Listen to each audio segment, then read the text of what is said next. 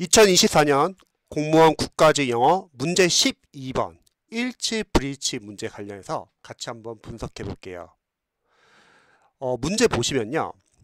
북동부 야생 동물 반남회에 관한 다음 글의 내용과 일치하는 것은, 그러면 여러분들이 문제를 풀 때는요, 일치 불일치에다 동그라미 표시를 한번 해주시면 좋을 것 같아요. 왜냐면 실제 시험장에서는 100문제를 110분 안에 빠르게 풀어야 하기 때문에 5과목을요. 그러면 일치는 저는 동그라미, 불일치는 S 표시를 하거든요. 종종 수험생들 중에서는 일치와 불일치를 잘못 이제 혼동해가지고 반대로 푸는 경우도 종종 있습니다. 그래서 일치 문제는 동그라미, 불일치는 S 표시해 주시고요. 자, 두 번째는 선지 한번 볼까요? 보시는 것처럼 선지가 한글일 때가 있고요. 선지가 영어일 때가 있습니다. 저는 선지가 한글이면 선지를 먼저 읽고 그 다음에 본문으로 올라가 주세요. 근데 반대로 선지가 영어인 경우는 선지를 먼저 읽지 마세요. 왜냐면 영어 선지 안에 혹시 단어가 어렵거나 내용이 어려우면은 오히려 본문 올라갈 때 선지 읽은 내용 전혀 생각 안 날 수도 있고요. 제일 큰 문제는 출제자가 의도한 매력적인 오답인 선지를 보기 때문에 글을 읽으면서도 정확하게 판단이 안 될 수도 있습니다. 정리를 하자면 한글 선지는 먼저 선지를 읽고 영어 본문으로 들어가자. 하지만 영어 선지는 본문부터 읽자. 그래서 이번 지문은 한글 선지니까 저희가 한글 선지 먼저 읽을게요. 또 일치하는 거니까 선지 중에서 3개는 틀렸고 하나만 맞다는 거죠. 자, 먼저 선지를 빠르게 읽어주시면서 중요 단어, 키 포인트가 되는 단어를 체크해 주세요. 첫 번째, 10세 어린이는. 자, 수치는 중요합니다.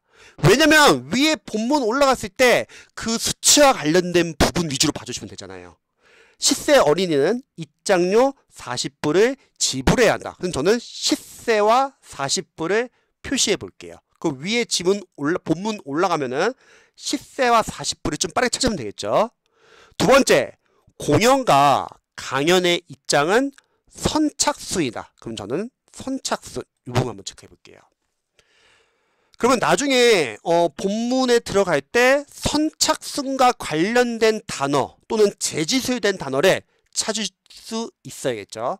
자, 세 번째, 비가 올 경우에는 행사장을 닫는다. 그럼 저는 B 동그라미, 행사장을 닫는다 동그라미. 관련 내용이 있는지 확인해 보시면 되고요. 입장권은 온라인으로만 구매할 수 있다. 자, 여기서 유의할 점. 온라인으로만, 즉 only. 일치 불일치에서 뭐 단지 아니면 every, 막 모든 또는 always, 항상 이런 거는 너무 극단적인 선지가 됩니다. 이런 건 보통 오더에 되는 경우가 많습니다. 자, 이렇게 키워드를 체크하고 올라가서 이 부분과 관련된 부분을 빠르게 봐주는 거죠. 자, 한번 볼게요. 북동부의 야생동물 어떤 반남회입니다. 그 전에 단어부터 좀 체크해 볼게요. 지문에 쓰인 단어들. 자, 익스포지션, 상세한 설명, 해설, 전시회, 박람회, 어드미션, 입장, 엔트리, 입장, 그리고 first come, first served, 이게 선착순이라는 표현이고요. 자, 베뉴라는 단어가 장소인데 독해를 하다 보면은 아무래도 어베뉴, 요 단어 좀 헷갈릴 거예요. 이건 어떤 거리나 뭐 길. 그리고 in advance, 성금으로, 선지급으로, 미리, 전부터, exhibit, 전시, 노트, 메모, 편지, 쪽지, 주석, 필기, 기록 또는 뭐 주목하다, 언급하다 이런 뜻도 있죠. 그 다음에 in advance 다시 나왔네요. 성금으로, 뭐 선지급으로, 미리, 전부터. 자, guarantee, 굳은 약속, 뭐 품질 보증서, 보장하다, 약속하다, 품질 보증을 하다, organizer, 주체자. 자, continue 반대 있죠? discontinue, 중단하다, in person, 직접. 자, capacity는 수용 인원, 용량, 수용력인데 어휘 시험에서는 능력으로 나옵니다. 그래서 우리 막 보통 faculty 이 단어도 많이 시험에 나오거든요. faculty는 어떠한 교수단, 대학교의 학부한 뜻도 있지만 능력의 뜻도 많이 쓰입니다. 다시 한번 올라볼게요. 북동부 야생동물 전시회입니다. 그리고 입장 티켓이 토요일날 3월 30일 날 2024년 가격이 얼마냐면 보세요. 자, $40 나왔죠. 표시해 주세요. 그럼 여기 보시면 40불 나왔죠. 근데 중요한 거는 이 40%에 해당하는 게 모든 사람인지 아니면 선지에 나온 것처럼 10세 어린인지를 여러분들이 유의하셔야죠. 그리고 오프닝 시간은 10시부터 저녁 6시까지고요. 자, 여기 보세요. 아이들 10세 이하 아이들은 무료다. 자, 그러면 요 부분과 지금 10세 어린이 입장료 40불 지불해야 한다. 요거는 틀렸죠. 결국 본문 안에 있는 부분적인 내용의 단어를 가지고서 오답을 만드는 케이스죠. 그러니까 수험생분들이 문제를 풀고 나서는 오답은 왜 오답인지를 분석을 해줘야 합니다. 그래야지 출제자의 오답 패턴을 알 수 있고, 이런 오답 패턴을 알아야지 여러분들 시험장 갔을 때 빠르게 풀면서 오답 패턴으로 조금이라도 오답의 여지가 있는 거는 다 삭제해 주는 거예요. 자, 그 다음에 이 쇼와 이 강의의 어떤 입장은 자 나오죠. First come, first served 표시하겠습니다. 선착순이다. 그러면 2번과 연결되겠죠. 공연과 강연의 입장은 선착순이다. 그래서 요거는 맞는 표현인데, 근데 이게 맞다는 것을 알기 위해서는 선착순이라는 단어를 재진술된 표현을 알아야 된다는 거죠.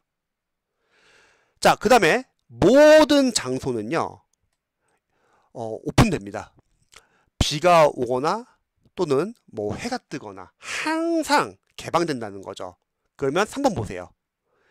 비가 올 경우에는 행사장을 닫는다. 이거는 완전 반대의 개념이죠. 이렇게 반대의 개념으로도 오답 패턴 만들고요. 그럼 저는 표시하겠습니다. 저는 틀린 표시는 초록색을 표시해 볼게요. 맞는 단서는 노란색 표시해 보고요. 자, 3월 20일 날은 마지막 날이에요. 이렇게 명사 앞에 라스트가 있거나 서수가 있거나 최상급이 있거나 또는 베리 뭐 바로 그런 표현도 있으면 앞에 덜을 붙이고 뒤에는 투부정사나 관계대사 대절이 올 수 있죠. 자, 온라인으로 티켓을 살 수 있는 마지막 날이 3월 20일입니다. 2024년에. 그럼 여기서 입장권은 온라인으로 구매할 수 있다. 자, 이 부분과 이제 좀 관련이 있는 부분 같아요. 그래서 북동부 야생동물 이런 전시회에서는요. 자, 이 부분을 딱 주목하라는 거예요. 뭔데요? 이 티켓을 사는 거예요. 미리 사는 것은 사실 가장 좋은 방법이에요. 뭐 바로 보장하는 이런 입장을 모든 전시회에. 그리고 이런 북동부 야생동물 전시회에 이게 주최자나 이런 계획한 사람은 중단할 거래요. 직접적으로 티켓을 판매하는 것을. 자, 여기서 중요한 거. 중단한대요. 직접적으로 티켓을 판매하는 것을. 자, 이렇게 완전한 문장 뒤에 조사서 없이 갑자기 should와 주어가 도체됐어요. 뭐죠? 가정법에서 if 생략. 특히 if절 안에 should가 있으면 가정법 미래처럼 봐도 될 것 같습니다. 만약에 어떠한 장소든 수용 인원이 다 다른다면, 자, 이거 중요한 거. if를 썼어요. 비록 생략은 했지만 중요하다는 거죠. 가정이나 조건을 거는 거잖아요. 어떨 경우만 수용 인원이 다 찼을 경우만 이제 입장권을 직접 사는 거는 힘들다. 그거를 4번과 오해할 수 있다는 거예요. 입장권은 온라인으로만 구매할 수 있다. 그게 아니죠. 수용 인원이 안 차면은 살 수 있다는 거죠. 그래서 독해를 할 때는 if 생략이나 if가 나오면은 유의하셔야 합니다. 이러한 조건에서만. 그러니까 이거는 틀린 거죠. 근데 매력적인 오답이 될 수 있죠. 왜냐면 이거 if 생략을 모르면은 틀릴 수도 있다는 거죠. 아, 진짜 저 티켓을 사는 것은 힘들구나. 그래서 정답 4번 막수다. 이렇게 생각하면 안 된다는 거죠. 자, 이렇게 제가 간단하게 한번 체크를 해봤는데요. 정리를 한번 해볼게요. 일치 불일치 문제에서 지금처럼 한글이 선지다. 첫 번째, 그럼 선지 안에서 중요 키워드를 체크합니다. 그리고 본문에 올라가서 그 중요 키워드가 나온 부분 위주로 빠르게 봐주시는 거죠. 특히 수치가 나온 부분 잘 보셔야 되고, 그리고 재진술된 표현도 아셔야 되고, 너무 극단적인 표현들은 안 된다. 뭐 always, only, every 이런 표현들 거의 다 오답이고요. 그리고 if를 사용하면 유의하자. 그래서 이런 거 한번 체크해 보시면 좋을 것 같습니다. 독해를 풀고 나서는 여러분들이 답의 단서, 지문 안에 어디에 있는지 체크해 보시고, 만약 본인이 생각한 단서와 해설의 단서가 다르면은 여러분들의 독해 사고를 교정해 주시고, 오답은 왜 오답인지를 분석을 해주는 거예요. 여기 보시면은 오답 패턴을 여러분들이 나름대로 유형별로 정리를 해보는 거예요. 그러면 이렇게 오답 패턴을 정리를 하면은 여러분들이 출제위원은 이러한 유형에서는 이런 식으로 오답을 만드는구나. 그런 걸 알면은 나중에 잘 안 풀리는 문제가 나온다. 그럼 수업법을 활용할 때 상당히 도움이 되죠. 그리고 혹시 뭐 해석이 안 되는 문제가 나와요. 그럼 철저하게 문장 노트에 정리해주고 거기서 문장 구조 분석을 해주세요. 문장이 해석이 안 된다는 거는 특정 문장 안에 있는 어휘나 어법이나 구문이나 문장 구조가 약한 경우입니다. 그런 거는 문장 노트에 정리를 해놓고 하루에 10분 정도 분석을 해주세요.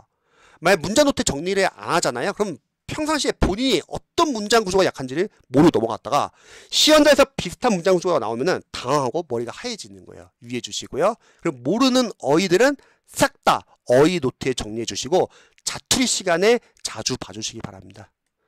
그냥 어휘가 깡패예요. 그래서 모르는 어휘들은 정리해 놓고 자투리 시간에 눈으로 보자.